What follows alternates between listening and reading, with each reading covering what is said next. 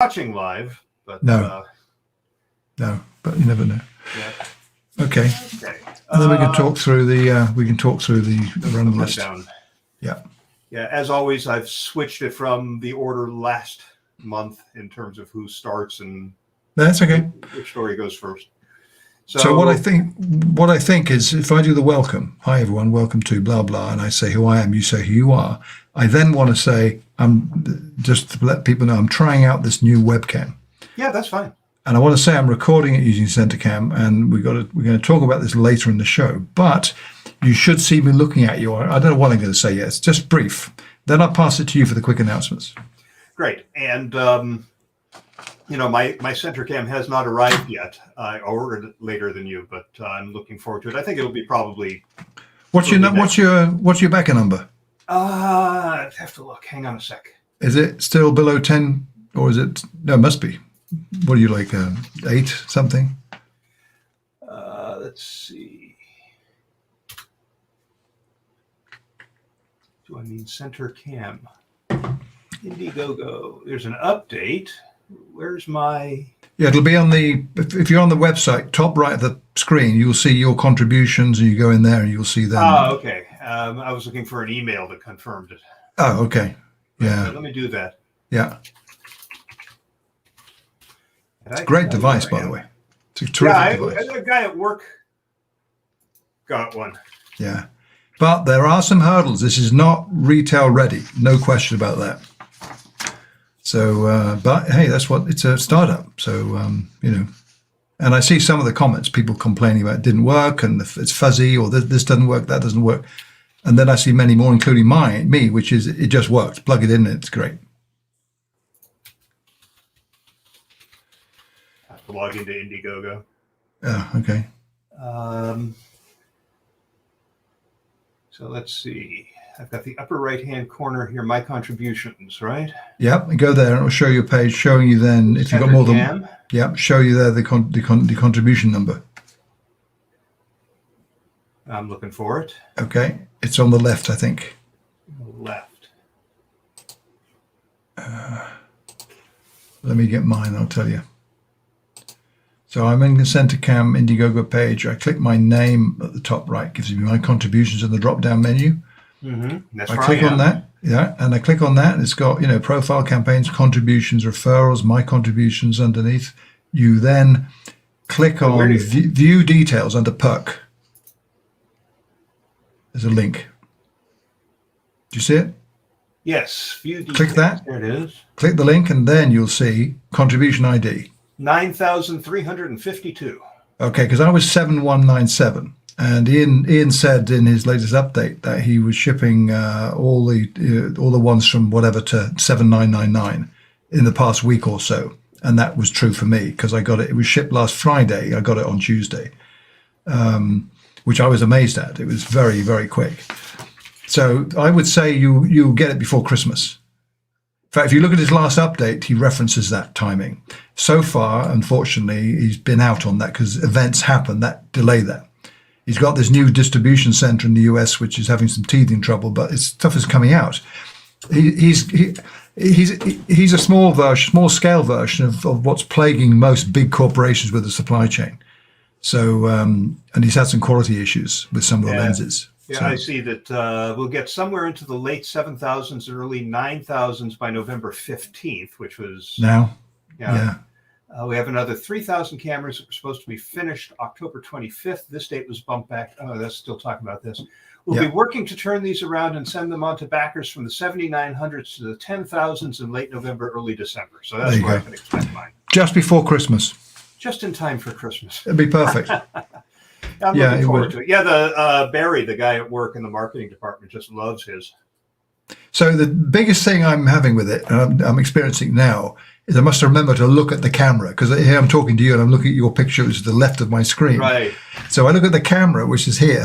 I mean, I can do that with the camera that's on the top of my screen, but that just makes it hard to look at anything else. Right, and this is the whole point of this. Well, I talk about this in the segment later. So do you want to run through the? Yeah, let's do that. So, hang on one second. you start. Yeah. I'll just say Shel Holtz in Concord, California, and then throw it back to you for the center cam. Yeah. Then I've got 3 quick things. One, Yep. the Circle of Fellows will be up by the end of the weekend. Mm-hmm. 2, I did an interview and never posted it. I just completely forgot. I'm getting old, Neville. It's a senior moment. Yeah. Was that the one you asked me to join and I said no? Yeah, that's the one. It was I fascinating. wonder what happened to that. Yeah. It sat there until I don't remember what I was looking. Oh, I think it may have been the show notes from last time. And I said, oh my God, I never posted that. And none of them ever got back to me and said, hey, we're waiting to see that interview. So I'm gonna take care of that. Shouldn't take long. Now that it's on my it has to be on my to-do list or it does not get done. Got it. Then I'm going to mention the sponsor opening. Okay. But we have been compensated for the rest of this quarter. So I'll do the polite mail promo. Yeah. And then we'll jump into the first story, which is still me. Yeah. This is you.com. I don't know if you've had a chance to look at it yet. I haven't had a chance to look at any of these, to be honest, but I'm familiar with some of them because I have looked at these before. I saw them earlier. Not this one, though. Okay, yeah, you.com is a new search engine. It's from 2 former Salesforce employees. Most of the backing, it's a $20 million seed round, is from Mark Benioff at Salesforce. Okay. And they are taking a different approach. It's not for everybody, but I have to tell you, if you do research on the web as opposed to just looking for an answer to a question, I love it. I've started using it for the research I do around stuff at work because it's comparison based. First of all, it categorizes stuff. So you can see all the stuff from the web, all the stuff in the news, just stuff from Reddit, just stuff from Wikipedia. But they're in tiles horizontally. So you can start comparing the results rather than just having them all gang together in one linear listing. So I found it interesting. I think communicators doing research will find it useful. They don't have a business model yet. They're talking about privacy being important and not dishing up ads. So after they run out of seed money, I assume for a while they'll be able to raise some funds. But at some point, somebody's going to say, "How are you guys going to make money?" Got it. Right? Looks interesting, I must say. Yeah, I've played with it a lot, and like I say, if all I wanted to know was the answer to a simple question, I'd probably still go to Google. Yeah. But if I'm researching the impact managers have on employees leaving the company during the Great Resignation, I would use you.com. And it can include the terms research and surveys and studies. I would find it much easier to do that research on you.com. So I'll talk about that. Okay. And then we jump into metaverse. So I had trouble with this topic because it's huge. Oh yeah. So I've made notes and there's a lot, and I'm a bit conscious of talking where it might be just me talking for like 10 minutes. But what I'm doing, I don't know whether you had a chance to look at the Ars Technica piece, but it's huge. So I've grabbed the topics of what is the metaverse. I actually have a long intro, which is me. It's not from anyone else. So I'm just saying what I think. And I've included the Neil Stephenson definition of the metaverse, and observing that this isn't actually like most people are talking about the metaverse in 2021. So I'm talking about one thing I make a point of saying is too many people are trying to nail down a specific definition of the metaverse rather than concentrating on what it will let people do, which is what I think most people should be talking about, which is in fact what a lot of people are talking about, but everyone else are trying to fit to this thing. This is what it isn't. Yeah. So that's not helpful to people. That's why people are saying, well, what the hell is this metaverse? I had a client, my inactive client, asked me a couple of weeks ago, should he be paying attention to the metaverse for his business? It was a very broad, open question. My answer was short, no, you shouldn't until you know what it is. So we had quite a conversation about that, including some of this stuff. And he was like, okay, fine, let's talk about this then later. But he's exposed to it and asking the question, as I'm sure many people are. But so I've got these short texts on all these definitions, and then I come to also then whose is it, which is the other section of the Ars Technica piece. So I'm going to address that a bit. And by the way, differentiating. I find that there's a connection between those two issues, because the big question that I have, Totally, yeah. and I've read on this, so I mean, I know what's being said. But is there a metaverse, or are there several metaverses? So we're talking about the ideal is that you should be able to move from one to the other. Right. This is precisely the point that this section's about, because it talks, and I agree, we need to be clear on a metaverse and the metaverse. So I've introduced some likeness to the internet, and with a capital I, as I agree with Dan on that one, and the internet with a small I, which is all the other internets that are connected to the internet. So there's some similarities in the concept of that. There is then some huge differences in what the two ends of the spectrum, let's say, in terms of control. And I agree with the writer of this article, what's his name, Kyle Orland, who essentially says that the metaverse is all about control. And that's simplifying it all, but it fits well. So I talk about that, and I say basically this is the foundation. Let's continue the discussion. I then hand it over to you, either for you to say, well, I think this or that about what I just said, or to go straight into the next topic. But this is long, but I think it's important that this is actually, we cover this. So it's not the whole piece, and I say at the end, the whole thing's worth reading. We've got a link in the show notes to go and read it. Great. My continuing part of the discussion is a few things. Rather than one theme. One is about Microsoft Teams seeing itself now as a gateway to the metaverse. The other, just this article I read about the travel industry. I read that the other day, actually. Interesting. And I think it's sort of an example of what every industry is going to need to be asking themselves. Should businesses be getting into this? Well, should they be building something yet? Probably not. Should they be thinking about it? Absolutely. Yeah. Especially in terms of the impact it's going to have on their business. Of course, I've already heard from David Murray saying the whole thing is stupid. It's, but I mean, when I was in Bismarck, North Dakota, I'm going to mention this during the show. Last Wednesday, I took vacation days to go do a paid speaking engagement about blockchain. And, people were saying, well, why would anybody collect a digital NFT? I said, well, what kind of music do you listen to right now? Do you put a CD in a CD player? Or do you play an MP3 that's up in the cloud somewhere? Everybody's used to things being digital. So why not this stuff? It's just part of a broader trend. So I think businesses are going to have to see where being digital is a logical progression for them, or where it helps them fit into an ecosystem that is clearly evolving. But what's most fascinating to me these days is the DAO, the Decentralized Autonomous Organization, which, what is that metaverse called? Decentraland. Which has been around since 2017, by the way. So this isn't exactly new, but they're up to about 10,000 active users a day. The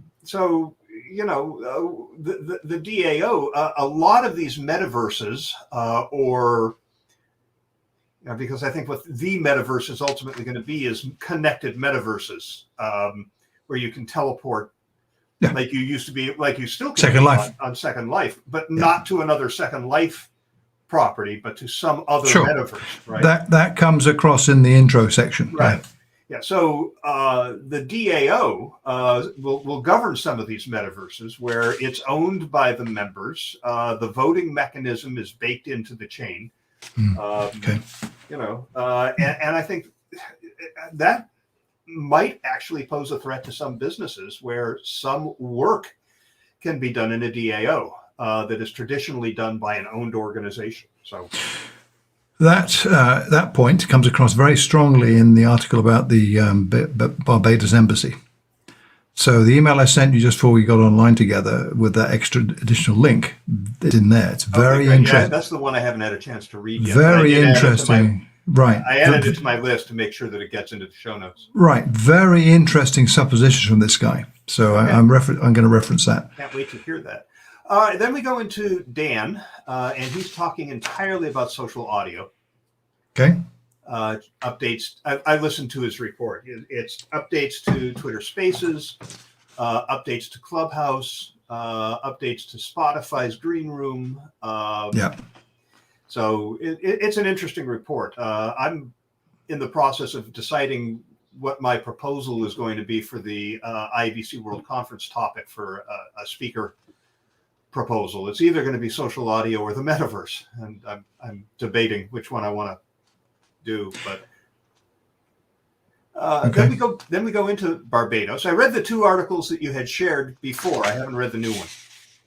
Yeah, I mean, I thought it was really interesting and it reminded me, I thought, I'm sure I saw back in 2000X that it was Sweden, it was in my mind. And of course, I had it bookmarked still, a set of old bookmarks that I got for Second Life stuff, and there it is, still there online.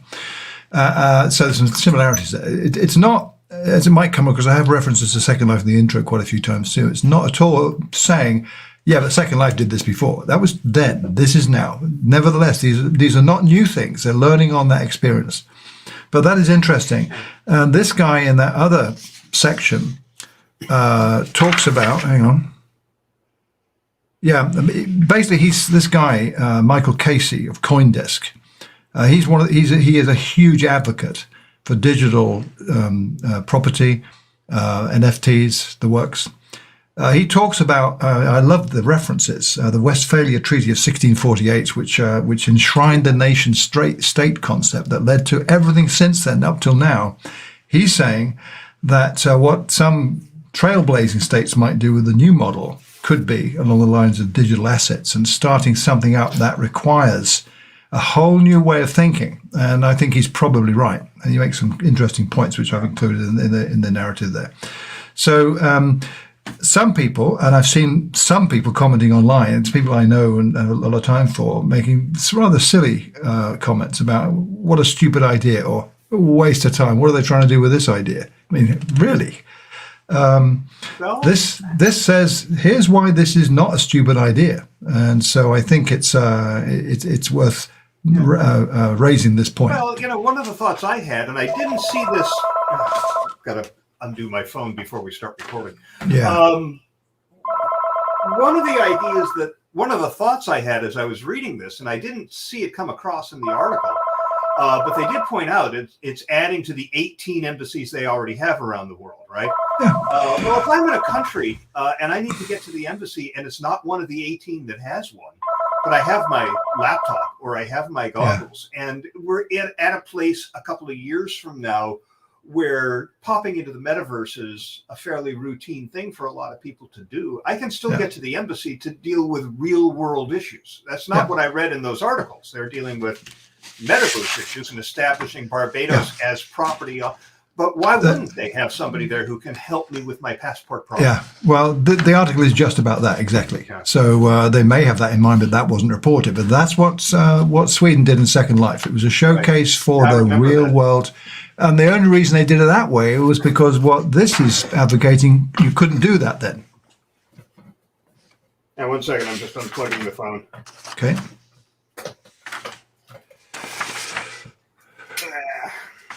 Okay.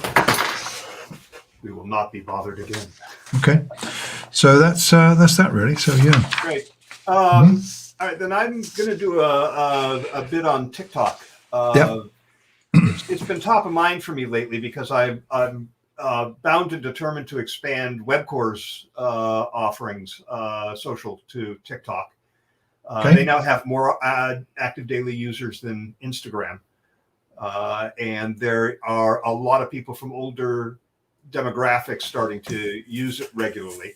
I'm going to mention that I was at this conference I told you about where I gave this talk. And the night before at the dinner, they had a keynote speaker who has a TikTok account, basically to promote his books and his speaking. And he got in the cab in Bismarck, and the cab driver looked at him and he says, "I know you from TikTok." So it's really companies, businesses can't ignore it anymore. And this was just a guide from Social Media Examiner, which is still going strong. Yeah. On how a business should approach getting started on TikTok. I thought it was pretty good. I grabbed it for my own use at work and sharing it with my new colleague, but I thought it was worth talking about here. Yeah. All right. And then you're going to talk about the center cam. Yeah. Yeah. Great. I have December 20th for our next episode. Why not? Yeah. Okay. I mean, that's the weekend. I'm doing production for the Small Data Forum because we're recording it a few days before that. Yeah, but that's fine. I do that. Mode. Yeah, exactly. That's fine. I'll do that. I can record with you on the Saturday. That's no problem at all. Okay. So the December the 20th, hang on. December the 20th is Monday. So we're recording on the 18th, basically. Right, yeah. Yeah, okay. I can do that. No problem. Yeah. We should get cracking, really. Okay. You ready to record on your end? I am. Ready for the countdown then? Oh, wait. Hold on. Remind me. I'm doing local recording too, aren't I? Yeah, hang on a sec. Yeah. That's what I meant. Yeah, that's what you meant. Yeah, okay. We were using Riverside for the last episode of Small Data Forum. I'm not familiar with it. It's a lot of noise about it from big corporations. It's a platform for recording audio and video online where everyone does. You think, hey, this sounds like Zencaster and the other. Yes, it is. But they do local recordings that is uploaded in little packets as you're doing it. And then that's it. So you've got a local recording, not a cloud recording. And the quality is fabulous. I think they're not perfect because we had major issues with the video. So we're not going to use them again. But I'm checking out video. It's not just audio. No, audio too, sure. But they all of them focused on video podcasting more than anything else. But they also do audio. So I'm trying out Podbean. I've heard good things about Podbean. Acast, I'm thinking about because I'm working with them for my very active client who do now 5 new podcasts. I'll be working with them on. And Acast is the chosen platform. A Swedish company, but they've picked up big clients from global companies. So that's where that space seems to be moving. Podbean's been around forever. They're a hosting company. They have. And they're focused on audio. I like that. So I'm thinking about them. So we would like to make some changes. Yeah, they're all focused on doing everything from your phone, apparently. That's what I'm seeing. No, not at all. Not at all. They got a website. You don't have to use your phone. So I want to move away from the way we currently do Small Data Forum, which is local recordings, and then Sam and Thomas send me their video files and audio files, and you mix them all in Adobe Audition. I know that's too 2019. I mean, so anyway, it's all up in the air. What was the other one you said you were looking at? Podbean, Riverside? Podbean, yeah, Acast. Acast. It's called ACAST. And they are, again, I think Swedish origin. The only trouble with them, and most of them, is Acast in particular, the analytics suck big time, truly.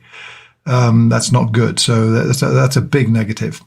But you can't really professionally do this in a kind of homebrew way like this. Not really. I haven't got time more than anything else. Production, no time for it. And so you end up not doing show notes or they're done automatically by the platform. And I'm not sure I like that. The case of Small Data Forum, we're going to continue because they're essays that Thomas and Sam write, and they're very good at it. But in any case, this is all still up in the air about how we're going to take that forward. I don't see Acast offering recording capability. It's a hosting. Oh, beg your pardon. You're right. They're the hosting service. They're not the recording place. No. You're right. That's where we manage all the podcasts through them with the platforms. So you're not on Libsyn with Small Data. No. Oh, yes, I am. They host the MP3 files. Yeah, that's where we currently do that. And the thing with Podbeam is that they include Libsyn as a destination where they automatically upload the files to. That would be handy, I have to say. Yeah. If we did that. So not quite sure. But we'll keep exploring. But in the meantime, I'm happy getting your WAV file and marrying them up and on. No, that's okay. The what do you call it? The this platform. StreamYard is okay, but it's as good as the others. Zencaster, I've been getting a lot of emails from Zencaster recently on new things they're doing, but I've not used them myself for quite a while. No, I haven't either. No, but this is good enough. The only thing I don't like is that I can't see the YouTube chats, the YouTube comments. But if we ain't got anyone watching, it doesn't matter, does it? Yeah, we've got 0. I can see it right now. But I mean, I can't see show it. you the comments just by Yeah, but I need to see it. I need to see it so I can respond. I haven't had a chance to examine this yet, but I got a note from StreamYard saying that you can create teams, and I think that means that everybody on the team can see what the host sees, so that it's not just one host. That would. So I'm going to look into that. I just saw that like 2 days ago. So that sounds like that's the answer. Yeah. So I'm going to go back and read about that and see if I can make a team. Yeah. Okay. All right. You ready? No, I'm not. Hold on. I'm doing the recording, so I'll use the voice recorder app. Let me just make double certain that. Come on. Microphone settings. Oh, come on. That's not what I want. So one of the things about the voice recorder app I'm always a bit leery is it actually recording to the correct microphone? This used to have a way of seeing that, but this doesn't seem to. How the hell do I see that? Hold on. Microphone settings. Yeah, I was just there. Voice recorder, where are you? Voice recorder. On. Okay. Well, it should be.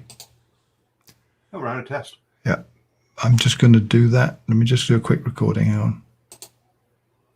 Is this recording from the microphone? It looks like a little wobbly waveform is appearing there. So let me do that. Have a listen. Hang on. Does CenterCam have a microphone? Hang on. It is. It's not good. No, none of the webcam microphones are good. And the developer says the same. Recommends an external mic. I'm going to mention that. Yeah, so I'm recording okay with this, so that's fine. Let me just move that. So when you say 3, 2, 1, go, or 1, 2, 3, go, I'll hit the record, and then I'll wait a second. Then I'll intro us, right? Yes. Okay. Absolutely. Right. All right. Ready? Yep. 3, 2, 1, go. Audio. Wait a minute. Audition has detected a problem with the current audio hardware settings.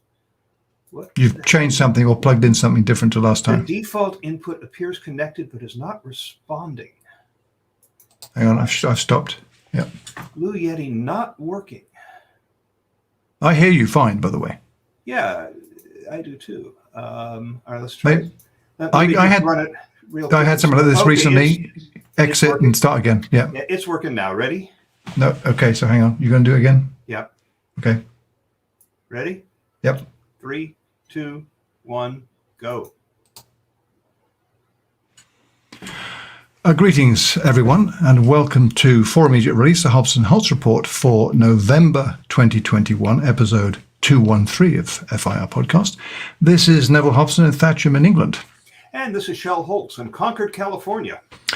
We've got a lot of stuff to talk about in this episode, starting with the metaverse is a big topic. Before we get into that, though, I want to mention one thing, which will be a topic we'll discuss in the show towards the end, which is a bit of hardware that I'm trialing because I've got the product. Shel's waiting for his. It is a webcam that sits in the middle of your screen. It's called CenterCam, and it lets you seem as if you're looking at people. If you look at the camera in the center of your screen, as I'm doing now, it should look as if I'm looking at you. It does, as a matter of fact. That's good to know. So we'll talk about this at the end. It's a pretty neat bit of kit, I would say. So I'll talk a bit more about it at the end. But we're now going to get cracking. So over to you, Shel. Thanks. Just a couple of quick housekeeping notes. First of all, as always, we are recording shortly after Circle of Fellows was recorded. This is a show that I moderate that features a collection of IABC fellows, International Association of Business Communicators. The last episode was titled Your Future in Focus. So it was all about career paths and ways to manage your career development. Joining me in this episode were Amanda Hamilton Atwell from South Africa, Neil Griffiths from right there in London with you, Neville, and Brad Whitworth from up north in wine country here in California. It was a good discussion.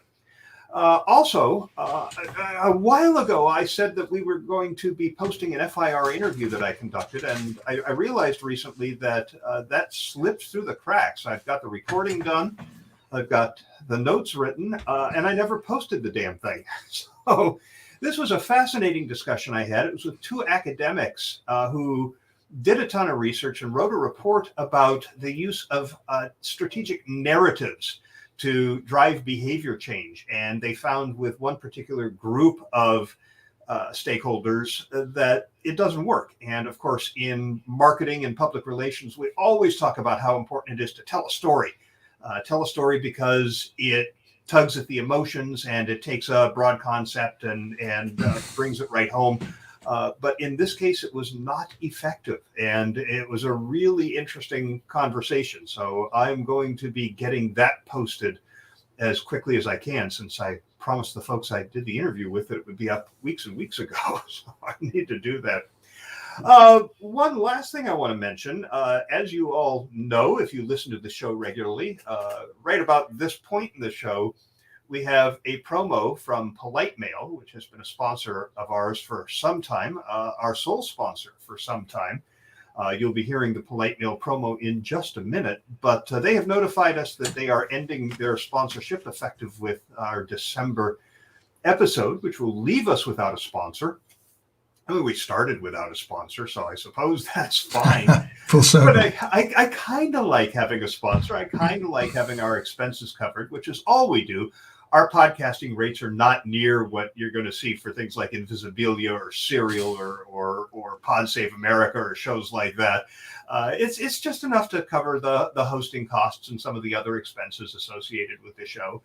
So if you are interested maybe in having your organization sponsor for immediate release, just give us a call.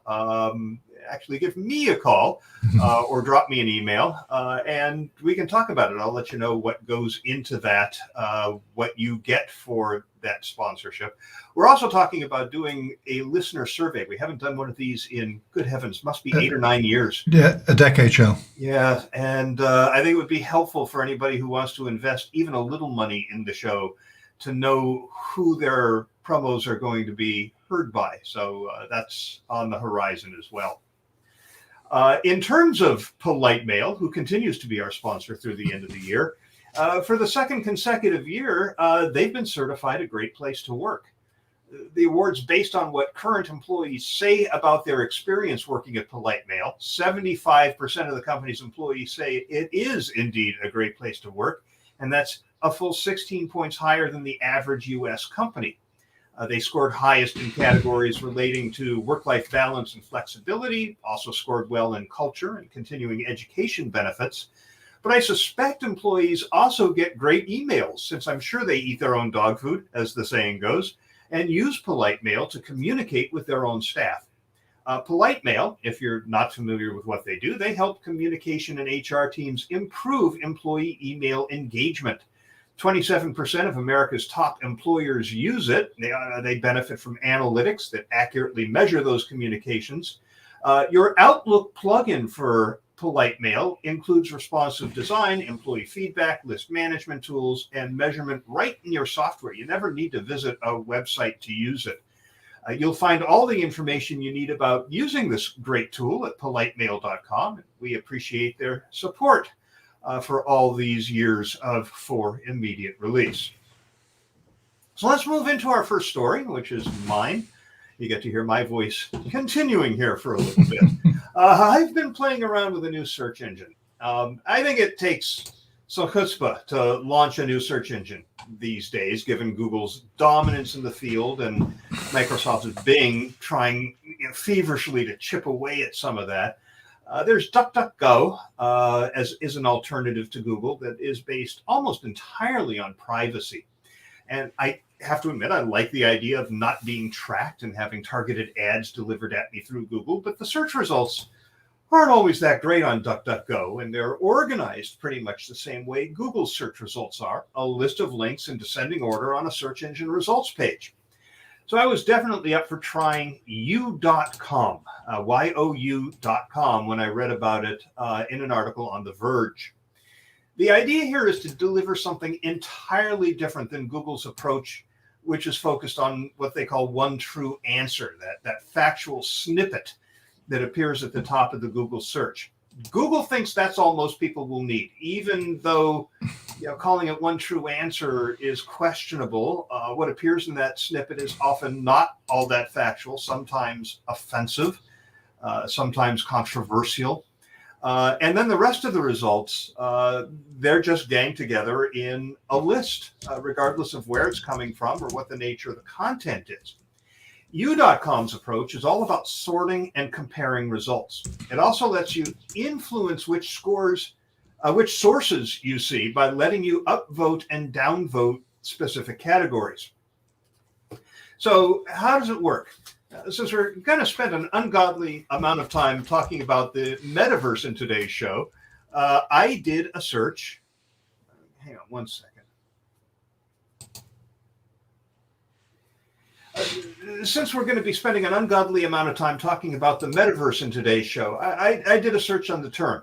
So the first thing you saw was web results. And by the way, all the results are listed in tiles rather than just one text block after another, and they appear horizontally. So you use a right-pointing arrow to scroll through them. There were 2 rows of results for metaverse. As I mentioned, the web results label let me downvote web results. So if I wanted to see news first, or if I wanted to see all the conversations about the metaverse on Reddit first, I could do that. News was second in this case, with 1 row of stories, including images, followed by a row of shortcuts to news sources, NPR, AP News, Quartz, and others. Then I got a row of those articles, a row of NPR stories, a row of AP News stories. Scrolling further, I could see Reddit posts about the metaverse. Then I could see tweets about the metaverse, then videos, and finally posts from LinkedIn. It's not always those categories that you see. It depends on the search that you do. I did a search on something else, and I got a somewhat different collection of sources, and in some cases, fewer sources. The article on The Verge notes that U.com isn't optimized for answering basic questions the way Google is. Google has gotten pretty adept at guessing what people really want when they search for something. U.com takes a far more literal approach. The article points out that if you want the actor who plays Sherlock Holmes, Google gives you a grid of movie star pictures across the top of the screen. U.com delivers links to lists of actors. But according to the article I'm quoting now, the service seems far more honest about its own limitations than Google. Google's text snippets are arguably the platform's worst feature, granting a false sense of authoritativeness to inaccurate or offensive information, or even summarizing an accurate answer in a dangerously wrong way. U.com does offer a quick facts box for queries like the distance from the Earth to the Moon, but it's delivered alongside a bunch of other results. So what U.com is good for, in my view, and what I've been using it for lately, is search power users who like comparing multiple sources of information.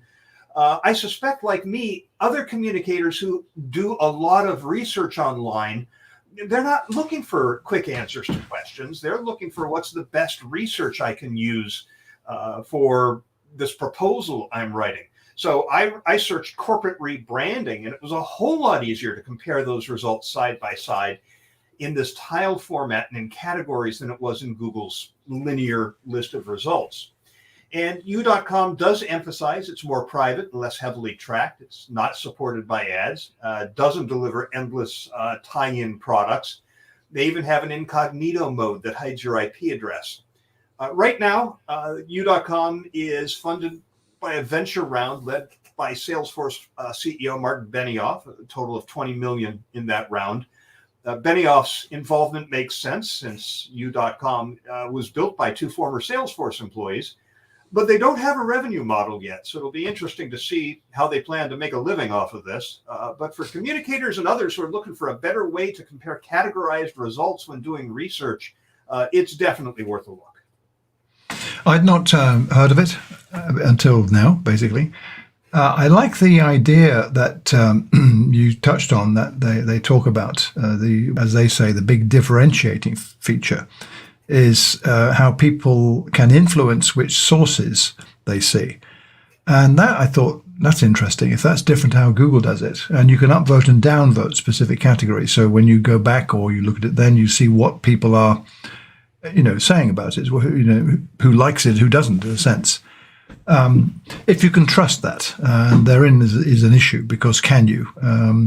But if you've been using it and you think it's worthwhile, then that's probably how this might build momentum, where people are saying that online and social networks. We know how this all works, and I think it's great. I'm going to try it. But noting what you said too, and reading the Verge's piece, the way you word a search term is actually more important than it ever would have been. One thing you like about Google, I certainly do, is the ability for Google search to take an unstructured, let's call it, it's like normal language that isn't clear. It actually could be ambiguous, and it needs to guess what it is. But the beauty of Google is typically it does it well. It does it right, unless you've really mangled the question, in which case it won't. But a lot of the time, it guesses what you really are asking, and in my experience, most of the time, often than not, it's got it right. So this needs to be that. I have no idea what the horsepower is behind that at the server end that's making that all happen, but it's pretty powerful to do all of that stuff. So if they are at the stage of they've got this and they haven't got a business model yet, then that's unfortunate, and they may not be around in 2 weeks' time. So if they've had those $20 million raised, they're likely to be. But nevertheless, they need a plan as to where they're going with this before anyone really takes them seriously, I would say. Yeah, and I think there has to be some buzz generated around it. I have only been using it for 4 or 5 days. I mean, it is in public beta right now. This is not a polished product. They have some features that haven't rolled out yet that I think people would probably expect to be in a search engine. They're coming. But I've already found myself, without giving it a lot of thought, using Google for this and U.com for that, right? So when I'm starting to do research, I'm looking for studies and surveys and reports on a particular topic. I don't even think about it. I go to U.com, and this is just after a few days. So for people who do that kind of research, this could become a go-to place. As they improve, I could even see paying a subscription fee for this if it's going to deliver those kind of results and make that research that much easier. I have to tell you, when I'm doing research on things like the impact managers have on employee retention during the Great Resignation, I'll end up scrolling through 15 or 20 Google search pages. That is highly inefficient. I end up clicking on a lot of links that end up being completely useless to me. And with U.com, I'm not having that experience. I'm finding the results I'm looking for much faster. So, but if I am looking for just, information about an actor or something like that, I go straight to Google and ask a natural language question. So, promising. Not a replacement, but an alternative for certain types of searches. Yeah, I agree. So a lot of promise and high expectation there, I would think. I'm going to give it a try. So then I think we're going to start talking about the metaverse now, Shel. Yeah, it's time. What's coming now is really an intro, answering the question, what is the metaverse exactly? And I'm just reflecting, in episode 210 last August, that's only 3 months ago, the metaverse featured large as our main discussion topic. The overall theme then was, whatever it turns out to be, the metaverse is absolutely coming as the next iteration of the internet. So just 3 months on, we're here with another episode full of metaverse talk. So over these past 3 months, the conversation has evolved, with more voices adding their opinions and predictions on what's happening now and what they think is coming next. With so much talk and with so many different ideas vying for our attention, it's no wonder that so many people still aren't quite sure what the metaverse is. So let's go back to 1992, when the term metaverse was originally coined by Neil Stephenson in his seminal cyberpunk novel Snow Crash. In the book, the metaverse with a capital M is a shared imaginary place that's made available to the public over the worldwide fiber optics network and projected into virtual reality goggles. In it, developers can build buildings, parks, signs, as well as things that do not exist in reality, such as vast hovering overhead light shows, special neighborhoods where the rules of three-dimensional space-time are ignored, and free combat zones where people can go to hunt and kill each other. It doesn't actually sound like how many people talking today in 2021 are defining what they see as the metaverse, capital M or otherwise. I hear many people talking about metaverses, plural, leading some to liken the notion as similar to the current internet with a capital. Huge reality of a network of networks, all interconnected thanks to willingness and cooperation via a foundation of protocols and standards that enables all the interconnectivity with no central organization controlling it all. I think too many people are trying to nail down a very specific and rigid vision of what the metaverse is, where it's far too early for a rigid definition. What we need is to understand what a metaverse can enable people to do. Think of the internet analogy. Outside of deep tech circles, we don't explain the nuts and bolts of how it works, but focus instead on what it lets people do. In an article published on November the 7th, titled, "So What is the Metaverse Exactly?", Ars Technica has a good take of what it is from this perspective. For example, it's a shared social space with avatars to represent users. On a website or social media network, you might be represented by a username or a thumbnail picture. In the metaverse, you're represented by a customizable avatar that can move, speak, and perform animated actions. These kinds of avatars have been common in all sorts of online gaming and social spaces since the 90s. Does anyone remember Habbo Hotel? It's a persistent world for the avatars to inhabit and interact with. In some cases, this means a virtual world that mimics the space constraints and land scarcity of the real world, as seen in Second Life's discrete plots of land. In other cases, it just means users sharing specially created spaces for a particular game or a special time-sensitive event, like recent multimedia concerts held in Fortnite. It's the ability to own virtual property as you would physical property. This can mean anything from a Neopets JPEG that's associated with your account to a collection of powerful gear in World of Warcraft. In either case, your virtual property stays linked to you and doesn't disappear between sessions. Second Life similarity from 15 years ago. That's what that looks like to me. Recently, people have tried to use NFTs as a decentralized way to track and establish ownership of virtual goods. In theory, such NFTs would allow virtual goods to be moved freely between metaverses controlled by different companies. In practice, the level of standard setting and intercorporate cooperation necessary for this kind of portability writ large remains a pipe dream, for now at least. It's the ability to create your own virtual property. Allowing users to make their own metaverse content can be seen as a boon both for users who get to shape the virtual world to their whims and for the metaverse makers who don't have to spend a lot of time and effort creating every single virtual object from scratch. Games like Minecraft and Roblox show how metaverses that provide relatively simple building blocks can harness network effects and player creativity to produce a huge variety of in-world creations. It's the ability to exchange and sell your virtual property.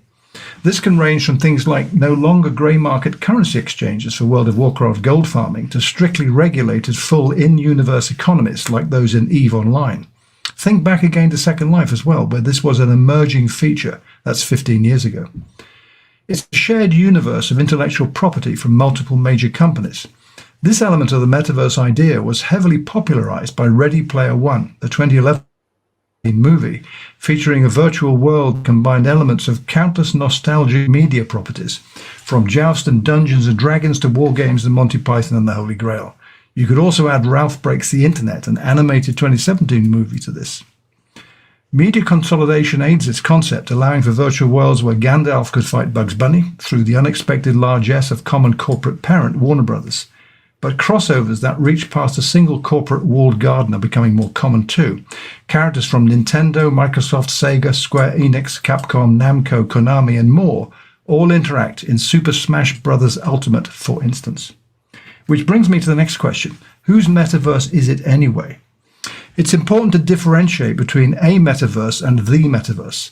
While they sound similar, changing the article preceding metaverse can heavily impact the meaning. The difference has to do with control. Broadly speaking, any corporate entity or group of programmers can create a metaverse that meets any or all of the above criteria, just as anyone can create a social network. In these cases, a single entity manages the servers, polices user conduct, and sets rules for how the virtual world works.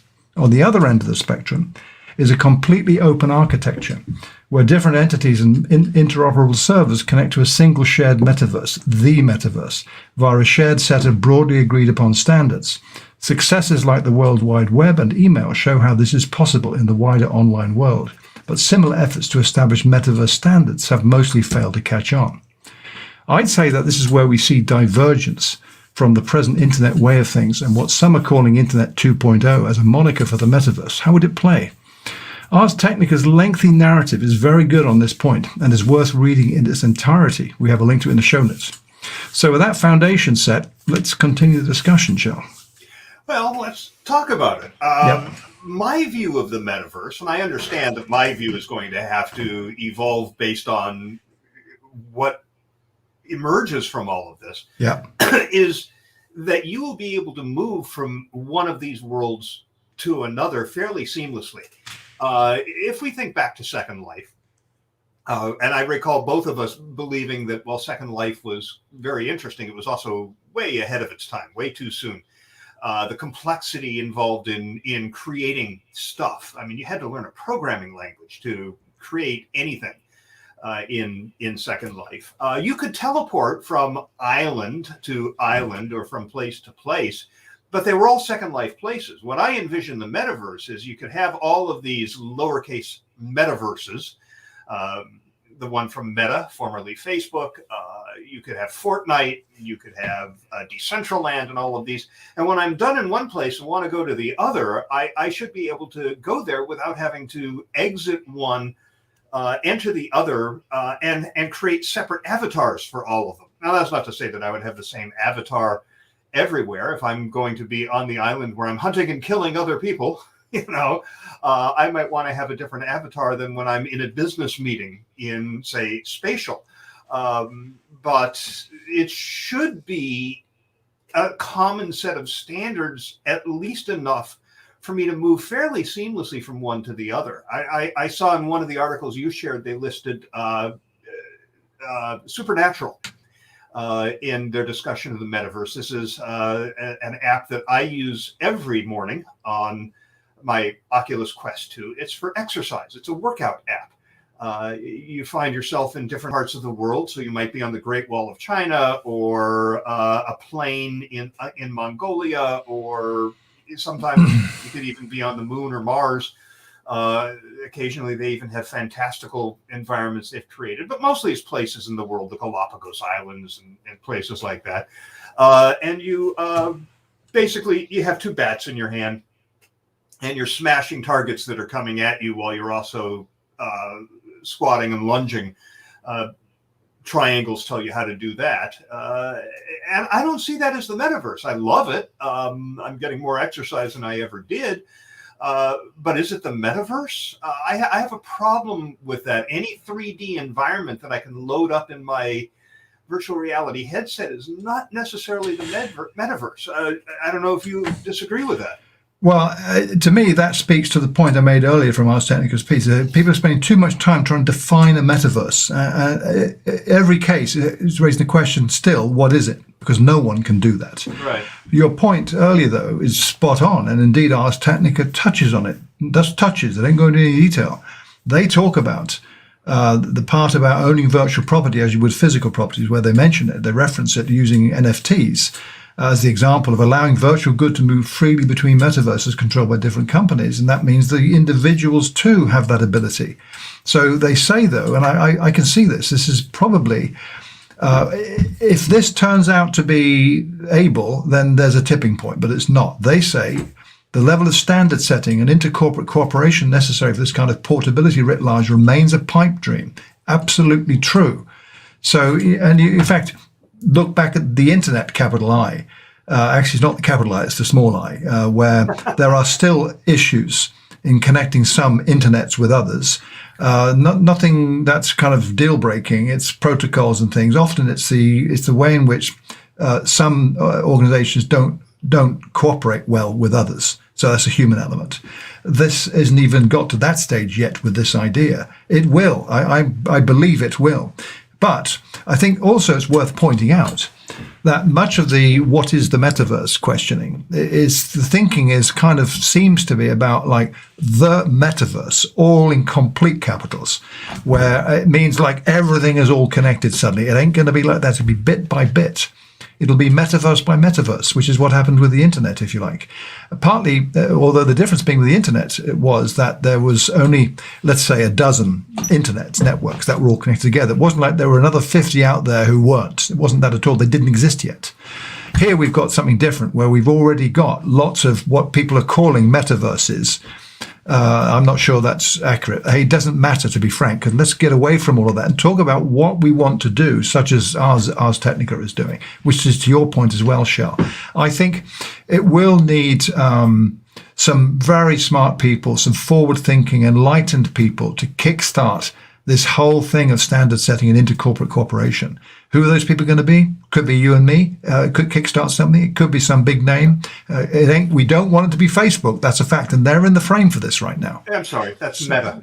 Well, whatever it's called. I don't want to see the metaverse in Mark Zuckerberg's vision. And that's not being nasty about Mark Zuckerberg, but they don't have a very good track record of selflessness here, I don't believe. It dresses it up as that a lot of the time. But they are a constituent element of all of this. So it could be their vision, which I haven't mentioned here, by the way, because ours don't either, but I don't buy into their vision of the metaverse, but they are likely to influence a great deal of what happens, particularly in this area of intercorporate cooperation. So can't dismiss them and wouldn't want to. No, they are one part of the jigsaw puzzle, that's all.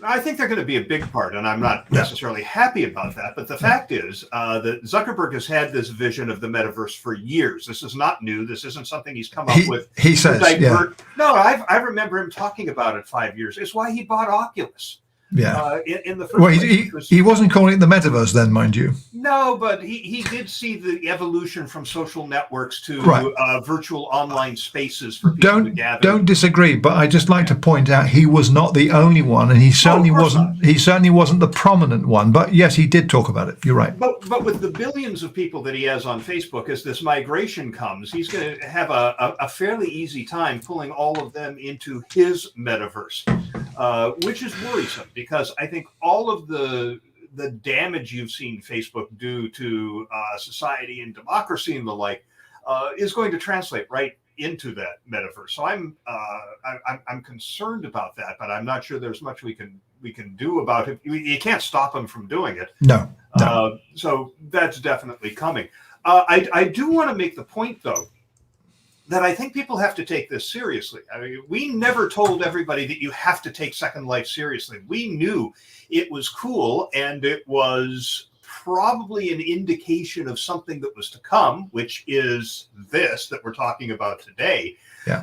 But we knew it was too difficult and not for every business. There were some businesses. Was it Dell that had their own island where you could get tech support and look at laptops? Quite a few. And there were banks and other big corporations. General Motors were there with sports cars. I still got one, a Pontiac sports car I bought back in 2006. So. You ever drive it? No, not in the last couple of years, but it's still there, parked in a garage. You could if you wanted to. Yeah, they still get, I was reading, about 100,000 daily active visits to I bet Second Life. But I mean, I'm still in Second Life. About once a month I go in now. I haven't been in forever. But anyway, David Murray, for those of you who don't know David Murray, he has a column called Writing Boots. He's a brilliant writer. I think we did an FIR interview with David. I did. You did, yeah. And I think I've reviewed his book as well, which was quite good. But he was seeing all of this coverage of the metaverse, so he reposted on his blog something he wrote back when Second Life was new, just ripping it to pieces. And he slammed Second Life as well, right? I remember. Oh, of course, yeah. So we had a bit of a conversation about that, and he said, really, do you want to go to a football game in the metaverse? I said, well, you watch it on TV, right? You're not necessarily sitting there in the stands for every game that you want to see. Wouldn't seeing it in 3 dimensions be and 360 degrees be preferable to seeing it in on a television screen? So we have a generation that has grown up online that is used to digital assets. I mean, we've had this conversation about NFTs That's digital art. It's not real art. Yeah, well, MP3s are digital music. You don't have a CD or a cassette or an LP. We have a generation that is accustomed to the things that they use being digital. And, they've been in Fortnite and Minecraft and Roblox and places like that. This is not unusual to them. So this is going to make perfect sense. And hanging some art that you have bought as an NFT in the house that you bought as an NFT on the plot of land that you bought as an NFT is going to make perfect sense to them. So this is coming this time around. This is not Second Life. How it's going to shake out remains to be seen. It's early days, but this is not something that's going to fade into the background. This is Web 3, as one of those articles that you shared pointed out. Web 1 was the early web with people just posting stuff. Web 2 is the social media and everything that we've seen the last several years. Web 3 just transfers everything into this more virtual space where you'll have an avatar and you'll be able to interact with other people. Much more engaging format than, say, a Zoom call. So this is all coming. And, for story number 3 in today's rundown, we have more metaverse, which reminds me of our shows. I actually went back into the archive, and it was 2006 that we were prattling on and on and on about Second Life. Yeah. But look, the metaverse is going to be a big deal. All the pieces are in place. And we didn't see much angst over Second Life from ethicists and the like, the way we are seeing it about the metaverse, David Murray notwithstanding. If you need any evidence of the metaverse's inevitable rise, though, just consider that Microsoft is envisioning Microsoft Teams as the gateway to the metaverse. Their phrase, not mine. Earlier this month, they announced that they're weaving Mesh into Teams. Mesh is Microsoft's mixed reality platform used in devices like the HoloLens. For Teams, Mesh is going to make meetings feel more personal, immersive, and efficient, according to an article in Digital Trends. It'll also make remote and hybrid meetings more collaborative. They see this as a way where people can gather to communicate, collaborate, and share via a personal virtual presence on any device. So you'll have a customized avatar, but you'll be able to use that avatar on a smartphone, on a laptop, a mixed reality headset, and even apparently a VR headset like my Oculus Quest 2. Microsoft thinks the key benefit here is that you'll be able to feel involved and engaged without having to be on camera. And I've read a lot of reports and research about the effect of being on camera in a Zoom call or a Teams call. That you're always worried about how you look. You're always looking at yourself. And by the way, when I'm on a call on Zoom, I always turn my view of myself off. I can see everybody else, but I can't see me. I just don't want to deal with that. You can even send your avatar to a regular old Teams meeting. So instead of your image from the camera showing up, it's your avatar that shows up. Mesh avatars will have moving hands, facial expressions, animated faces, all supported through artificial intelligence. But it's the virtual meeting space that really has the folks at Microsoft excited. When they call this a gateway, I think what they mean is that it's going to get people accustomed to being in a metaverse-like environment so they'll more easily adapt when they eventually, put their toes into a metaverse. I haven't found anything that says Teams will be a metaverse or part of a larger metaverse. That is, you won't be able to take your Teams avatar to some other virtual space seamlessly, which, as we've talked about, is potentially, ideally, what the metaverse might or should do. But wait, there's more. Workplace from Meta. We used to call this Facebook Workplace. Before you go on to that, sure. Just a thing about the Teams thing. I read the Digital Trends piece too, and I'm looking forward to seeing this come to Teams. I use Teams. I use Teams with one client in particular.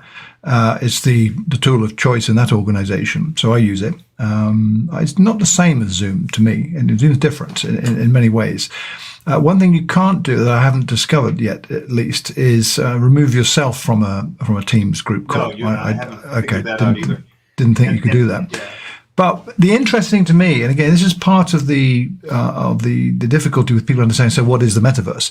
Is that every article I read, and the digital trends one is no different. They have a photo, they got a screenshot of some type. Now, all I see is this looks exactly like it was in Second Life, where you've got representations of people. Think back to our days at Crayon with Joe Jaffe, CC Chapman, and others, where we used to meet up in our virtual office, and we were there with our avatars, and they were done professionally. Our avatars. I forgot the name of the guy who did them, that Joe hired to do all that, and including little statuettes of each. I still got mine, by the way. And I still keep the design of that avatar. That's still me in Second Life. I have long black hair in that one. It's pretty cool, I think. And I visualizing, I'm remembering one of the meetings that we had, there's a scene I'm looking at on this picture there where we were that kind of thing, sitting around a table, and there's art on the walls behind us and all that kind of stuff. So this is similar to that. But I think the difference this time, which you touched on, is not so much the fact that people in organizations using Teams or whatever it might be will be spending all their time in this virtual place. It's a mix of virtual and real. So You've got a Teams group call where there's, say, 20 people in the call, and literally half of them are them, and the other half are an avatar, not them. And yet the interaction is quite clear. And you could argue that, well, that's not high tech particularly. Well, actually it is. The use case has moved on differently now, where this is not just a cool new thing that was spread. This is the normal that everyone's going to be doing. And that will accelerate comfort and acceptance of doing this that way, which will drive more to be doing it. So you'll see a momentum building up. The interesting thing, I think, as well, Shel, is, and maybe you're going to mention this, but Meta and Microsoft need to really ensure the interoperability between workplace and Teams. Yeah. Otherwise, and that comes to Ars Technica's point about who owns the internet. The interoperability needs to happen at this early stage, because that will set the scene for what comes. I would say if that works well, then you're going to see a lot of attention on this, I would say, in big organizations. Yeah, and I think once these spaces are fully baked, it's going to be a lot harder to make them interoperable than if they figure that out now. You got it. You got it in one. Exactly. Yeah. But I've been to a couple of meetings. I would say not focused meetings. These aren't like meetings at work. But I've been to gatherings in Spatial, which is this tool for the Oculus Quest headset. But for people who can't get their headsets on or don't have one, they can participate just with their webcam. They can see the room and all the avatars in there, and we can see them on a screen through their webcam. It's just a screen that's sort of hovering above everything else. So, yeah, I think this is hybrid for sure. A lot of these are going to allow people to participate even if they're not able to be there with their avatar. And there is this integration coming for Microsoft Teams and Workplace. I should note that WebCore, where I work, we're a Microsoft Teams shop. And in fact, we're talking about ditching email altogether internally and doing everything in Teams. There's some security questions that we're trying to address by stopping the use of email. I knew I had to cough at some point in this, huh? Mm-hmm.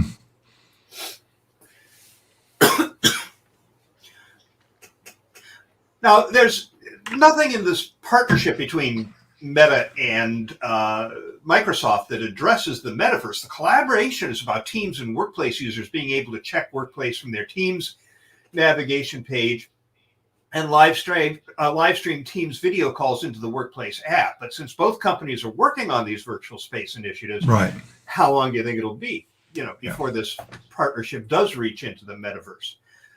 But like I was saying, I think, it probably is too early for you to start building something in the metaverse for your organization. It is absolutely not too early to start considering the impact of the metaverse on your organization and on your business model. All kinds of industries are starting to look at the prospects, including whether they'll be beneficial or harmful to their business models. The travel industry, for example, is wondering whether the future of travel is going to change as a result of all this. There is, after all, real estate in the metaverse, right? One of the more popular metaverse environments is Decentraland, where a plot of land sold recently for $572,000 US dollars, real money. That was earlier this year. I think it was in April. So the travel industry needs to consider, where are they really going to plant their flag here? Is it going to be the metaverse? Is it going to be Decentraland, some other place that's only now just getting started or hasn't even been conceived yet? And what will they use it for? They can let travelers experience a hotel destination. They could let people visit an old-fashioned travel agent in the metaverse and pay for their trips. An article in FocusWire suggests customers could even want to plunge into the metaverse while on a real holiday to resolve a customer service issue, order food for their room, be upsold some in-destination experience, or speak to the manager. Travel industry employees could use the metaverse for meetings, just like employees in any industry. They could conduct real-world activities like preparing food via a robot. Can you imagine being in the metaverse in a metaverse kitchen, doing things while the robot in the real kitchen is mimicking all of your moves? That's a possibility. They could guide travelers around a real museum as a hologram while they're in the metaverse. People in the museum are seeing their hologram showing them the art on the wall. Someone in New Zealand could be hired to run a hotel in New York that way. And then there's the prospect of using the metaverse as an alternative to real travel. Should, say, an environmental catastrophe limit our ability to visit a place we once wished we could have seen in person. By the way, I mentioned Decentraland. I'm still working on getting a good sense of it. It's been around since 2017. I read recently they're getting about 10,000 active daily visits right now. One thing to mention about it is, like a lot of what you'll see in the metaverse, though not Meta, former Facebook Meta, I suspect, is they're a DAO, a decentralized autonomous organization. And if you haven't heard this term before, one DAO infrastructure provider, is a company called Aragon, defined it this way. It's an internet native entity with no central management, which is regulated by a set of automatically enforceable rules on a public blockchain, and whose goal is to take on a life of its own and incentivize people to achieve a shared common vision. Investopedia has an article titled DAO's Blockchain and the Potential of Ownerless Business, which notes that any business can benefit from a model with DAO-like ambitions.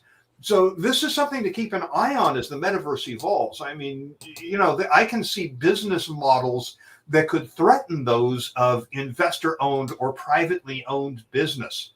There's a good article covering the basics of DAOs from Shelley Palmer. There's a link to it in the show notes. We'll also have a link to the Investopedia article in the show notes. But I think it's going to be hard to talk about metaverse without talking about NFTs, blockchain, and DAOs. I think these are all converging.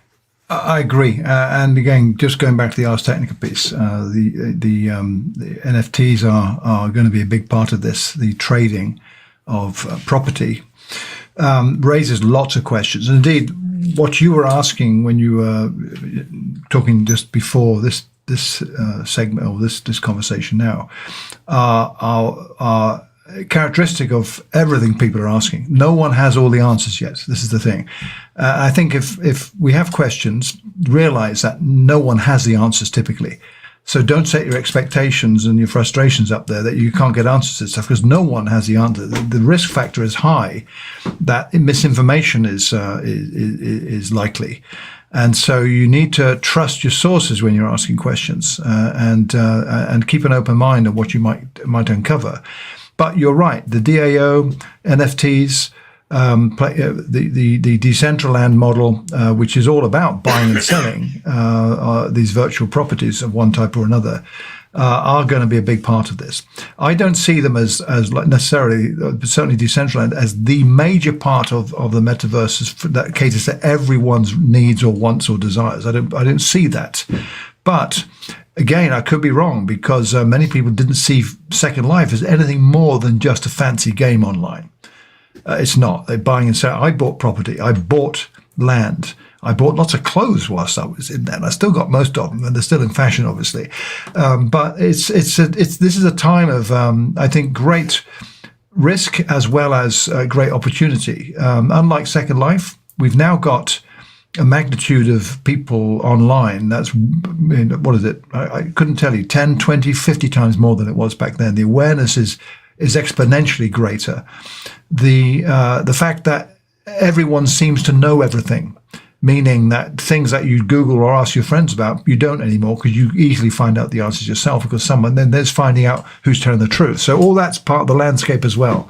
Yeah. So it's an interesting time ahead of us for people and for organizations. And I think the examples you've highlighted, particularly with Teams and with what Meta's up to, are really, really important to get an understanding of that. And indeed, with Teams, the Verge piece actually has a screenshot showing now what I was mentioning to you earlier about there's real people and there's avatars in the same room.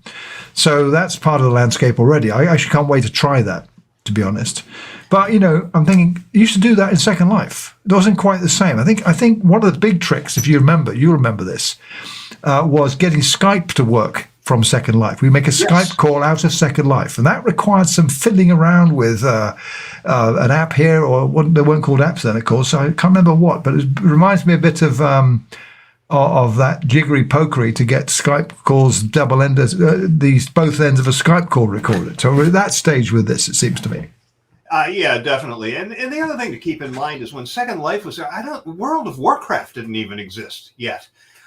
So you have a whole generation of people. You can call World of Warcraft a metaverse. There's absolutely. I think a lot of these big multiplayer game environments that you see qualify under the definitions from the Ars Technica piece.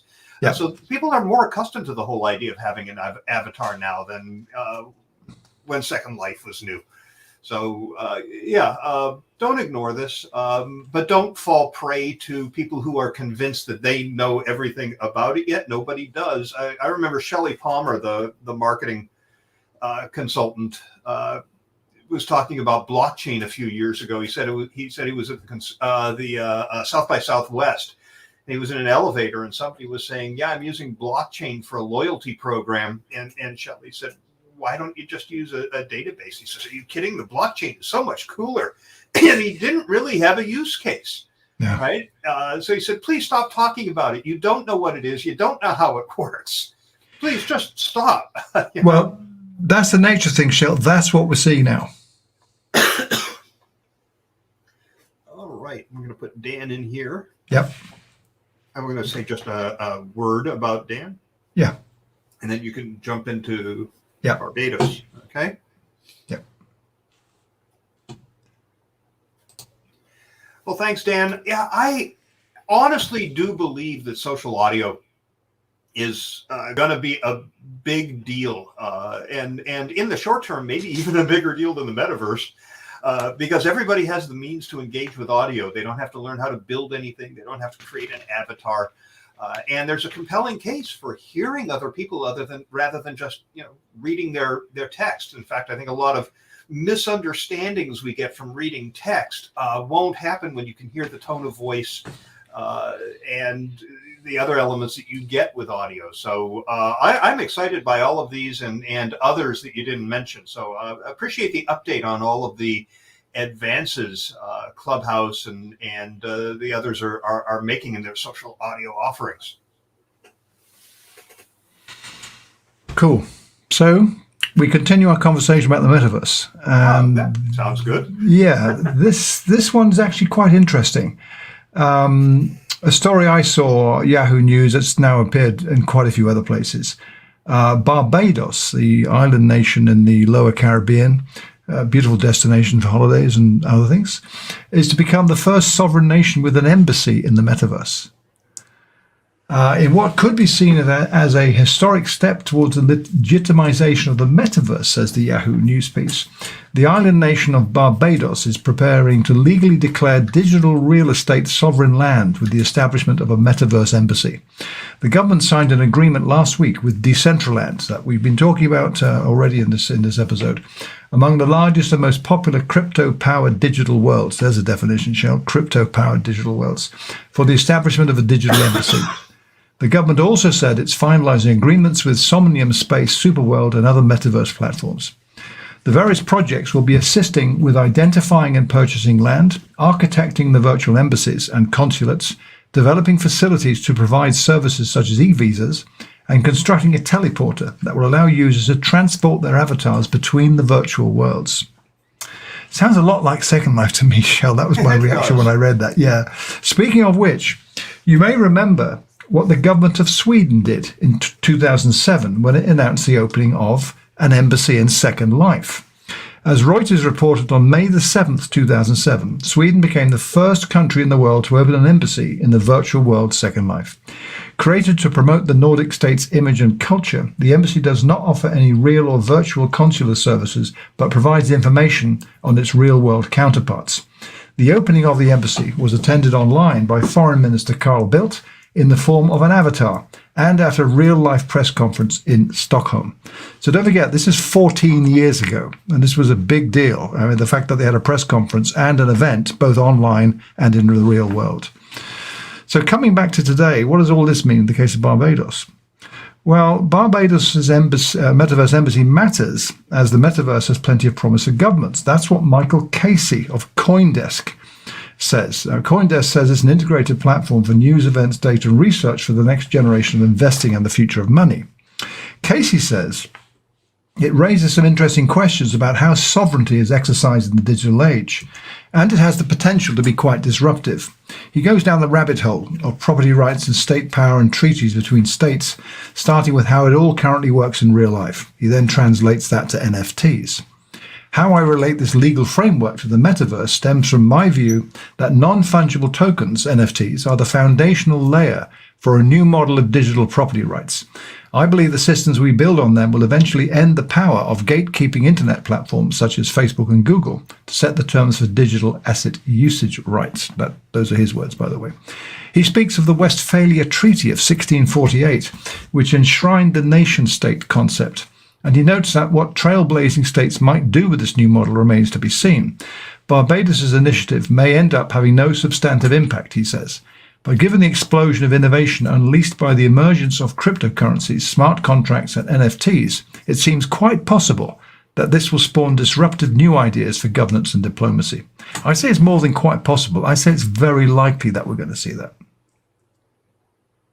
Oh, I agree entirely.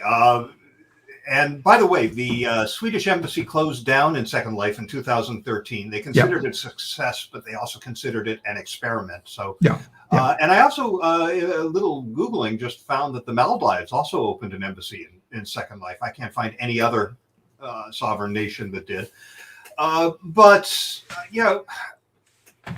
as people spend more and more time in the metaverse, there's going to need to be some form of governance. And if nations want to remain as relevant as they are now, it makes sense to have property. But, what I see, they have, what did the article say, 18 embassies around the world right now?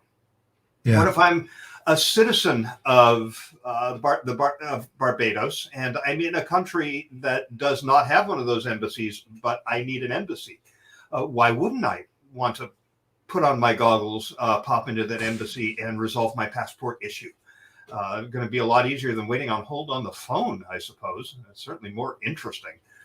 So I absolutely see the wisdom of this, and somebody had to be first. And how often do you hear about Barbados being a source of innovation? So they're certainly getting more press than they have in a long time. Yeah, I mean, I think what you've mentioned there about you have a need for the services of your embassy.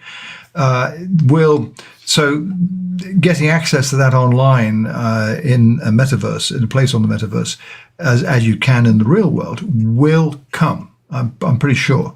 But I don't see that as the next step in all these developments. So maybe this, as Casey mentions in his piece that was published on his website, maybe that this initiative may end up having no substantive impact to Barbados, and they don't continue it. But they'll be learning from this. Right. Including what you and I are talking about. What others will say, why didn't you do X or why don't you do Y? They may come up with other things too. So this is all part of this. Everything else we've talked about to this minute, I think, Shel, in this episode, is all part of the exploration, the discovery that's awaiting us all. And these are serious pointers we're seeing of what people are doing already and what is coming, whether you agree or not. You can't ignore it. And the point you made at the very start, this is right in front of us, and it's coming. Yep. And I think we need to at least understand it, be able to talk about it, be able to talk to our clients and executives about it, and to know when to propose it as a solution to a problem or an opportunity to leverage in the organization. So yeah, just like anything else, like maybe TikTok. Yeah. So let's stop talking about the metaverse and talk about TikTok. I was in Bismarck, North Dakota this past week. I gave a keynote talk on blockchain to a group of cooperatives. And of course, talking about blockchain, I did talk about the metaverse. Had to explain why blockchain isn't going anywhere, and it will be the foundation for a lot of this activity on the metaverse. But that's wasn't the focus of my talk. Anyway, I got there a day early. My flight arrived at 11:45 at night. I wasn't in bed at the hotel until almost 2 a.m. and I was on the 8 a.m. time slot for my keynote address. Great fun. They figured 4 hours sleep probably wasn't enough for a keynote speaker. So I came in, and then I had a whole day before the day when I spoke. So I got to participate in much of the conference the day before my presentation. I got to see the keynote speaker for dinner. He's a guy named Dan Thurman. Look him up. He is basically a motivational speaker. He's quite a good one. His presentation was ridiculously entertaining. He's written books. He was giving away copies of his most recent book, which is called Off Balance on Purpose. This is a concept he demonstrates with juggling and cartwheels and handstands. He rides a unicycle. He has this 90-pound box of props that he ships to every location where he's speaking. I don't know if this reference would mean anything in the UK, Neville, but he's sort of the Gallagher of motivational speakers. No, don't know who Gallagher is. Gallagher, he's nobody anymore. I don't think he's probably retired, but he was a comedian who used props, and he always had this huge box in front of him.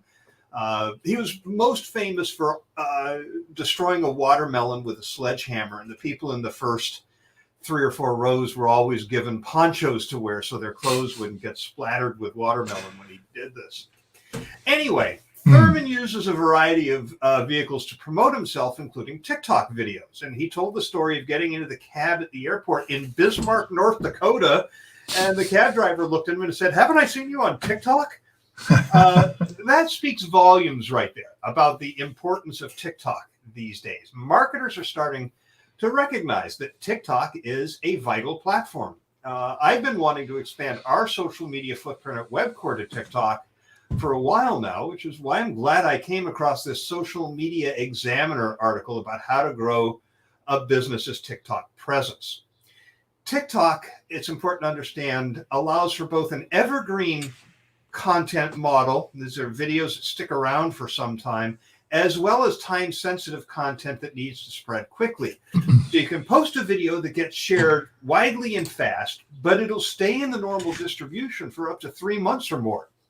Now, on Twitter or Facebook, you're going to need to spend some money to get your posts to stick around longer than from that initial surge that they get.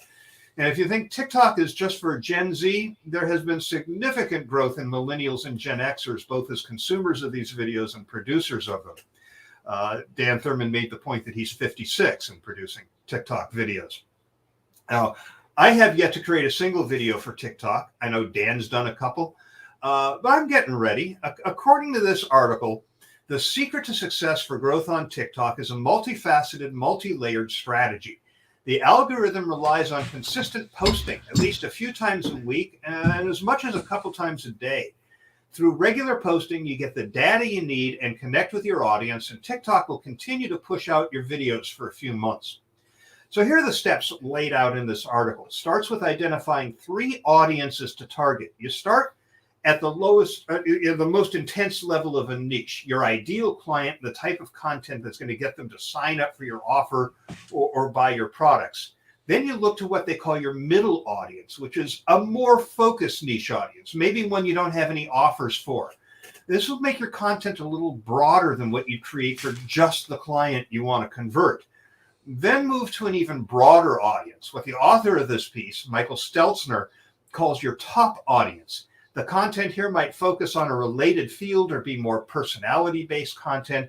The idea, he says, is to connect and engage with the people in your broader audience until they're ready to learn more and down the line will be ready to convert and take you up on your offer. As an example, he says your audience might be, say, a marketing coach or a course creator. Your middle audience might be content creators in general, and your top audience might just be someone looking for a way to channel their passion into a career. Next, follow 4 relevant TikTok accounts for inspiration. Use the Discover feed to search for creators by name or a keyword and find hashtags or videos with captions related to those keywords. 2 of the 4 should be within your niche, and the other 2 can be from related or broader niches. So if you're in the fitness niche, for example, you might want to choose 2 other fitness coaches along with a dietitian and a motivational creator. Watch their content, dissect it, learn from it.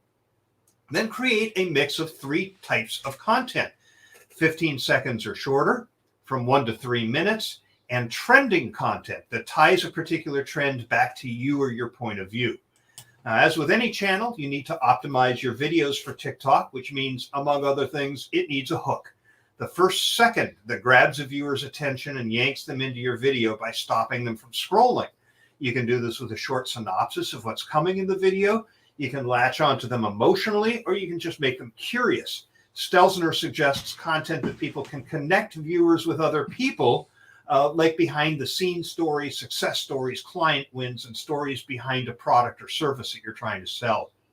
Use TikTok hashtags sparingly, he says, remembering they'll be shown on the screen with your video, eating into your video's on-screen real estate. He says keep it to 3 to 5, no more.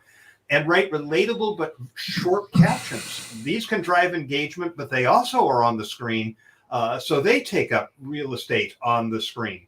So make it terse but relatable. I've sent this article to my new colleague in the internal comms department at Webcore so that we can develop a strategy and start feeding this beast when we eventually launch it. I don't expect anyone to recognize me when I get into a cab, since this won't be a personal endeavor, but I do hope it'll generate some awareness and recognition for the company and maybe help us recruit people. I think it's great. And this is a super resource, this article on Social Media Examiner.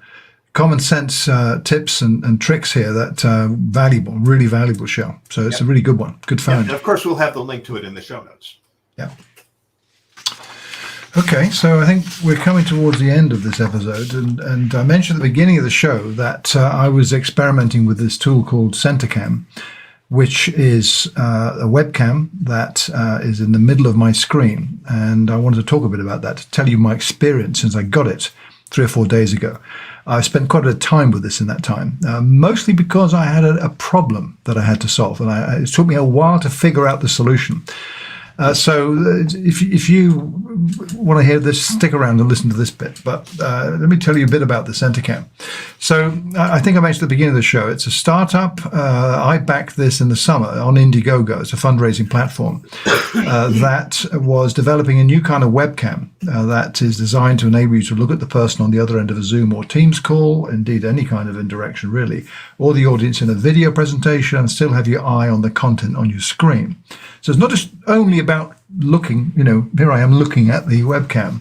It's doing it in a way that lets you still see what's on your screen without being distracted and having to do this. Is typically what people do. The webcam's up there, So I found it intriguing. That's why I backed it. They've come through. Ian Foster's the guy behind the company. I was intrigued. He's based in Orem, Utah, and yet one of his addresses as well is in Alaska someplace. So I'm not quite sure where the CenterCams end up. But the manufacturing is in China, like what isn't these days. And they started shipping not long ago. Like every company, particularly startups, as manufacturing in many countries and time zones away, they have suffered through manufacturing delays, supply chain issues big time with component parts, just like everything these days. But they're finally coming through, a bit late for many, but that's the way it goes. And this is a startup, so you give them money as a contribution, and the return is potentially a product if they make it to manufacturing. This is not like a retail store you go in and buy a product. This is not one of those. Some people aren't clear about that when they get involved in this kind of thing. So I received mine less than a week ago, and it's really super. To give you an idea of what it looks like, it's got a clip, which is a proprietary clip. They have a patent pending on it that clips to your monitor, and through the clip extends a tube that's a flexible tube. You can bend it and shape it in different ways. At the end of the tube is a camera. It's tiny. I measured it. It's about the size of a 5p coin in the UK, which is the same size roughly as a dime in the US shell. So it's pretty tiny. So like I mentioned, I received one earlier in the week. I've been playing around with it. So here are some initial thoughts about it, and I'll get to the problem after this. I love this product as the first one, I have to tell you. I really do. Out of the box, it just works. And I've got two PCs at the moment that I use running Windows 11. They both worked. Unpack it, take it out of the box, plug it in, it works. What more could you ask for? No configuring to do, nothing. It uses drivers or whatever it does need from the operating system. So it's pretty standard. It is high definition, 1080p. And that's important because you do need at least that. It's not 4K, none of that. You don't need that for most work. It's just right. I've used it in a handful of Teams and Zoom meetings, as I mentioned before. From looking at the recordings of some of them, it's quite clear that looking at the lens mid-screen does make it appear as though I'm looking at people on the other side. And that's a really good result. I plan to use it for live and recorded presentations as well. My testing shows it works faultlessly in Zoom, Microsoft Teams, and Windows 11's included camera app. I've also run it through OBS, which is an open source video program that works well there, even with the virtual camera. So I don't anticipate this not working on just about any app you're running on Windows. It works, by the way, on Windows, Mac OS, and Linux. So all of those should produce a good result too. It has a built-in microphone. It's okay, but I recommend using an external one, something the developer also suggests. It's not perfect. And indeed, you mentioned, Shel, you're right. Most webcams don't have very good microphones. So I use a Yeti microphone, the one I'm currently using, and occasionally a Jabra headset. It's a microphone headset combination. It just works with both of them. So one issue, though, for me, could have been a showstopper entirely. That would have had me sending it back or just putting it in a drawer. But I solved the problem. It took me a couple of days, I must admit. Here's what happens. It clips to your monitor, as I mentioned. But I've got a curved monitor, a Dell 32-inch UHD 4K curved monitor. If you have a curved monitor, you need to know this. So here's what happens with my Dell curved monitor. And if you've got a Dell, you'll know this, that the curve is not the thing. The fact that the top and the sides, there's barely a bezel. It's probably a millimeter. The screen glass goes right to the edge of the screen, both sides and at the top. So there's no bezel for it to clip to. It can clip to the screen, but I really don't want to do that. But combined with that, the back of the monitor is also curved. It curves outwards. It curves away from the monitor, then goes down. So it's on a slope like that, about a 35 to 40 degree angle when it starts. And the clip can't grasp it, even though it's got rubber pads that are pretty good. So what happens, as I noticed, that you clip it and you kind of do it there. It's at the front, it's clipping the screen. It gradually starts rising up until it falls off. Well, that's not usable. So I thought there's got to be a way to this. I then discovered that the Dell monitor certainly has got an inset at the bottom of the screen with a flat piece behind where there's space to put cables and the power cable and so forth. And it has a bezel at the bottom of the screen. So I figured if I can clip it to that, and of course I can, it does, it works perfectly. This is how I've got it now. I've got a solution to my problem. Trouble is, though, if you do that, your image is upside down. You are upside down, and that's exactly what happens. So I thought, okay, fine, how do we do this? And it took me a while. It was almost like a blinding a piece of inspiration that was also, my God, why didn't I look at this before I started finding solutions? Which was in Windows 11, there's a setting in Bluetooth and devices under cameras in that section that you choose your camera. When you do, you should see, certainly you do for this camera, an option for video rotation.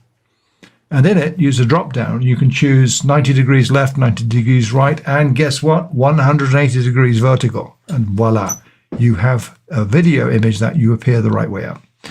So that's what happens with me now. I have solved the problem. So this is now a very useful product. I have another computer that has a Samsung 28-inch widescreen UHD monitor. That's flat screen. It works perfectly on that one, clipping it at the top. So I was okay in thinking to myself, well, I'm going to end up using the other computer for this kind of work. But I really wanted to use it on the widescreen because that's my daily monitor. That's where I sit most of the time in front of this thing. So that is an issue that I don't see Centacam having a solution to unless they come up with something that clips. I think the issue that prevents that is the fact there is no bezel. And the other day I was actually in a computer store and I was looking at big monitors they have on display, and none of them had bezels at the top or the sides. So this is a design trend. You're seeing it with laptops as well, where the screen is almost edge-to-edge screen. There's no bezel. It's the manufacturing quality and capabilities have improved phenomenally. So that's what you're seeing now. So that could be a showstopper for this in organizations where you've got a curved monitor. That's the only monitor you've got. There's got to be another way in which someone will come up with a solution. It could be it's done some differently. But I have to say, my experience with it, on the flat screen monitor where it clips from the top, on the curved monitor where it clips from the bottom, I prefer the bottom clip, I have to say, because my eyesight, as I'm looking at the camera, and typically if I'm scrolling, it's scrolling up the screen. So my eyes are more typically in the first half of the screen, the top half of the screen, not the bottom half of the screen. So my vision is not obscured by the thin cable with the camera lens, as it would be if it was down from the top. So I think this is preferable.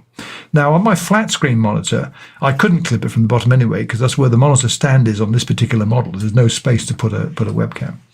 So I guess bottom line on this very short and brief, concise walkthrough, and you're hearing my voice only, not seeing what I'm doing. So I might take a picture of this, Shel, actually. Maybe if I do the show cross-post to my blog, I'll post a picture. Oh, send it to me. I'll put it on the main post. Okay, I'll send it to you. So I think this is a super device. There isn't anything else like it on the market that I've been able to find. I think they have a first mover advantage with this. And all those millions of flat screen high definition monitors out there, this will work just fine with those. But if you feel that you're doing video communication in a substantive way, with calls, with meetings, and you're making presentations, you're making recordings that are going to be given, and you need to look a little more engaging than kind of dotting your eyes around the screen, typically looking at the image of your audience, like I'm doing just now, looking at Shel, for instance, in the top left of my screen.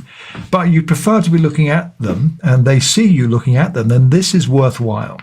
So it replaces the other webcam that I currently use. In fact, it may well permanently replace it. I'm not quite sure yet, because you don't want to have this sitting on the screen like this all the time if you're not doing video recordings. Now, the top clip position on a flat screen is easy because you just move it to the side. Simple as that.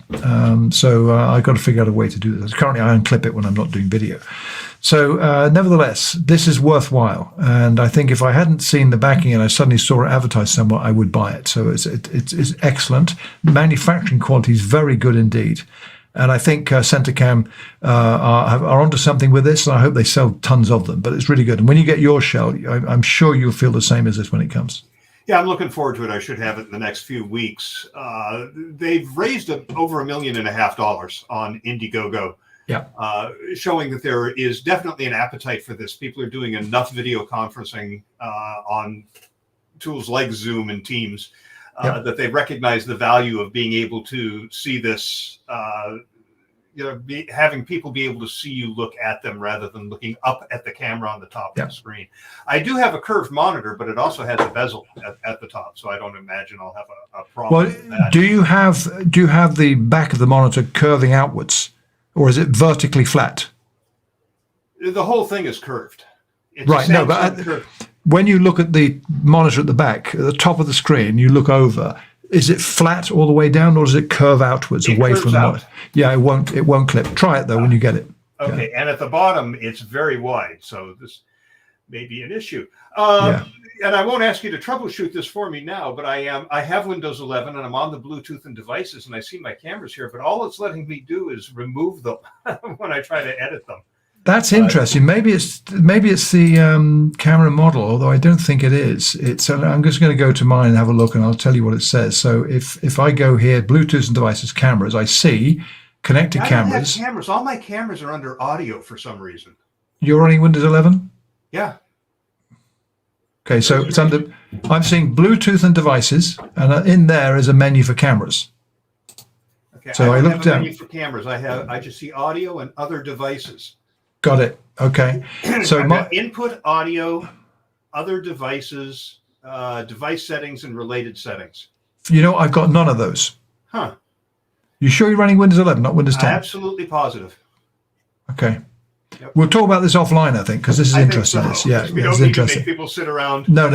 So and listen to I would say most people are still running Windows 10 or Mac or maybe Linux, and this will work fine.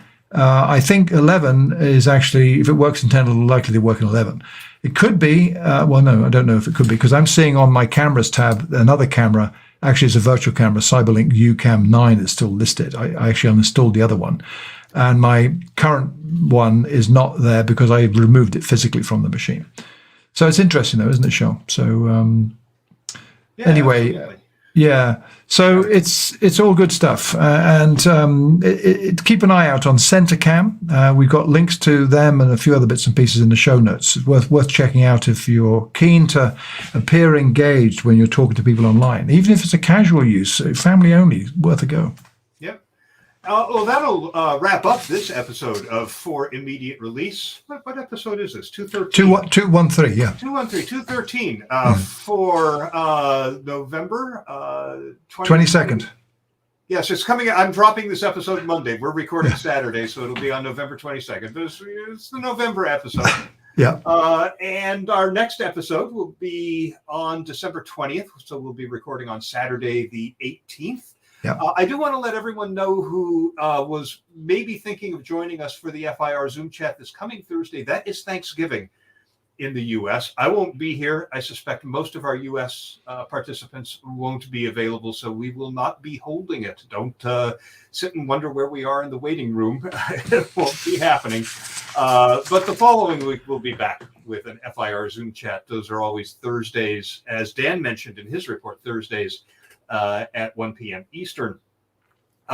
In the meantime, I'd still love it if people would comment. I miss those days when people submitted comments that led to a lot of conversation on the show. Send email to fircomments@gmail.com if you'd like to share any thoughts about anything you've heard today or things that you'd like us to talk about. You can also record a 3-minute audio file and attach it to an email and send it to us, or give us a link to download it from Dropbox or Box or wherever. If you'd like, you could record that directly from the FIR website. Just click the Send Voicemail tab on the right-hand side. You can record 90 seconds. If you have something to say that's longer than 90 seconds, record 2 of them. I can edit those together. Yeah, edit this show. I can edit 2 files that you send me. If you don't have to send them, I'll get a notice that they're waiting. I download them. As you would say, Neville, Bob's your uncle, right? Leave a comment directly on the show notes for this episode at the FIR Podcast Network, firpodcastnetwork.com. And we do have the FIR community on Facebook. You leave a comment there.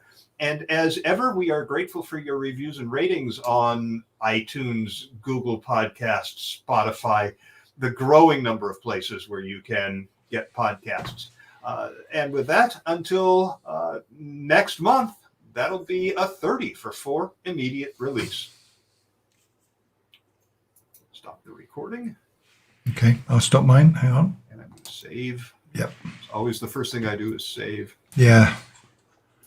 I'm actually going to send you a link in the chat here before we finish to a screenshot I took of those settings. Oh, good. Okay.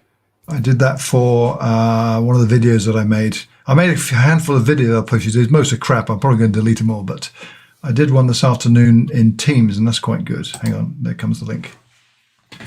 And what I'll then see here, let me